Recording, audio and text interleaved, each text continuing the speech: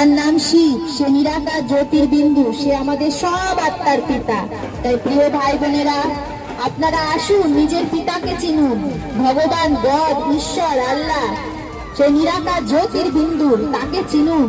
সেই শিব বাবাকে যখন চিনে যাবেন, তবেই তো সেই শিব শক্তিকে আপনারা জানতে পারবেন। আপনার মধ্যেই সেই শিবের শক্তি আছে, আপনার মধ্যেই ঈশ্বরীয় শক্তি আছে, আপনার মধ্যেই আত্মিক শক্তি আছে। সেই শক্তিকে কিভাবে আপনারা জাগ্রত করবেন? তাই আসুন প্রিয় ভাই বোনেরা, আমাদের এই ব্রহ্মাকুমারী স্টলে, এইখানে আপনারা জানতে পারবেন আমি কে, আপনি কে। আপনি হলেন এক আত্মা, দুই গুরুর মাঝখানে এই আত্মা, আত্মার পিতা সেই উপরালা নিরাকার পরম পিতা পরমাত্মা শিব বাবা, নিরাকার জ্যোতির্বিন্দু।